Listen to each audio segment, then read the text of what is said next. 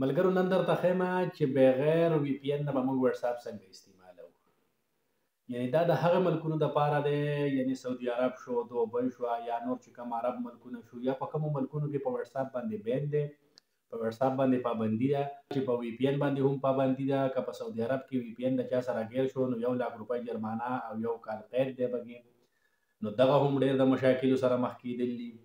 او اصل کې په دې وي پي ان باندې پابندي د دې لپاره ده چې په دې خلک غلط ویب سایټونه ګوري، او د هغې نه علاوه چې کوم غلط کارونه دي، دهشتګردۍ کارونه دي، یا نور داسې غیر قانوني کوم کارونه دي، نو هغه خلک په دې باندې کوي. ځکه چې په هغې کې پته نه لګي وي پي ان چې ته کله ولګې نو بیا هغې کې دا پته نه لګي چې یاره دی د وټساپ یا مثلا د وي پي ان د کوم ملک نه استعمالوي. ممکن دی د بهر ملک نه استعمالوي، که د کوم ملک نه استعمالوي.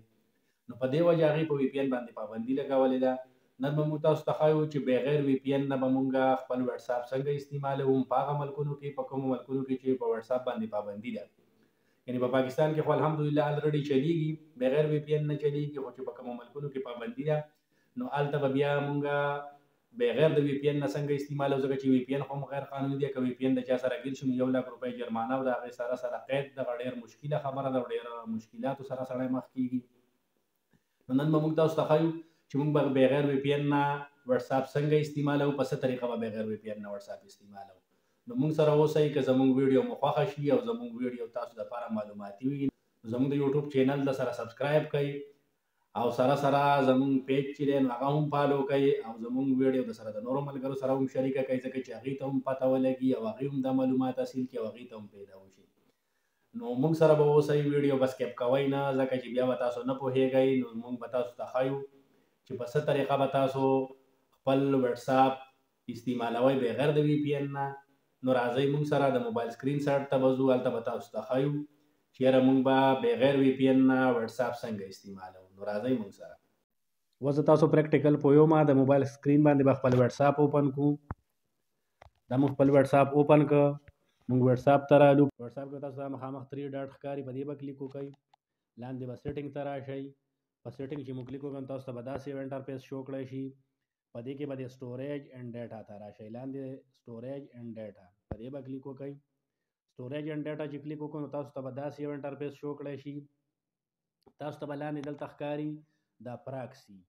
په دې پراکسي باندې به کلیک وکړئ. په دې پراکسي چې باندې کلیک وکړئ نو دلته به تاسو ته مخامخ ښکاري. دا پراکسي به تاسو ځان سره اوپن کړئ او بیا به تاسو ته مخامخ، ځکه چې زه په پاکستان کې د دې ضرورت نشته. تاسو په کومو ملکونو کې نو هلته به تاسو ته دغه هلته اپ ښکاري، دا به اوپن کړئ او سیټ اپ پراکسي. دا سیټ اپ پراکسي باندې به کلیک وکړئ. دلته به تاسو داسې کار کوئ چې دې ځای کې به دا مخامخ چې تاسو ته کوم ښکاري پراکسي، نو دلته به تاسو پراکسي یو نمبر اچوئ. زه تاسو ته هغه هم ښیم چې دا پراکسي نمبر به موږ د کوم ځای نه را پیدا کوو. که مثلا پری پراکسي نمبر، خو که تاسو په سعودي عرب کې، دوبۍ کې، قطر، عمان وغیره کومو ملکونو کې چې په وټساپ باندې بین دی نو هغه ملکونو کې به تاسو د پاکستان پراکسي لیست سرچ کړئ، یعنی پری پراکسي لیست پاکستان. نو دا چې تاسو سرچ کړئ، اوس موږ تاسو ته ښایو داسې پریکټیکل خپل کروم به کولاو کړئ. په کروم کې به تاسو دلته په سرچ کې ولیکئ پراکسي سرور لیست پاکستان. نو داسې چې مو دا تاسو سرچ کړه، دا ګورئ دا تاسو سره ښکاري. بیا پری پراکسي لیست پاکستان په دې به کلیک وکړئ. په دې چې مو کلیک وکړئ نو تاسو سره دا پراکسیانې راشي، یعنې 640 پراکسیز.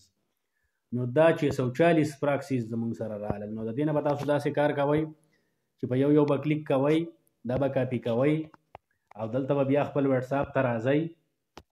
مثلا تاسو خپل وټساپ ته بیا راشئ نو دلته به بیا تاسو پیسټ کوئ. دا چې دا مو پیسټ کړ، دلته چې دا تاسو ته ټیک مارک نشان ښکاري په دې به اوکې کوئ. که مثلا دا یو پراکسي کار نه کوي نو بیا به هلته نه بل کاپي کوئ، بل به کاپي کوئ، بل به کاپي کوئ، یو به پکې لازم کار کوي. که مثلا دې کې کار ونه کړ نو بیا به هم دغلته په کروم کې سرچ کوئ، په پیسو به تاسو دغه پراکسي نمبر واخلئ نو هغه بیا لازم کار کوي. نو تاسو چې په پیسو دغه پراکسي نمبر والئ نو هغه به دا وي چې به لازم هم کار کوي او صحیح به هم کار کوي. اول خو به کېدای شي دا پري کار وکړي، خو که دې ونه کړه نو بیا به هلته لاړ شئ، هلته به په پیسو والئ نو تاسو به له دغه جرمانې نه هم بیا بچ شئ، ځکه چې تاسو به اونلی واتس اپ کوله وي، تاسو سره به وی پی ان نه وي. چې وی پی ان سره نه وي نو تاسو نه جرمانه راتلی شي، نه د باندې قید راتلی شي. نو دغه یو غټه مسله وره، دې نه به انشاءالله تاسو بچ کړی شئ. بیا که هم نه پوهېږئ نو ما سره کمنټ کې رابطه وکړئ، په واتس اپ رابطه وکړئ، مزید به مو زه پوهه کړم. اوس ماله راکړئ اجازت، د لوی الله په امان.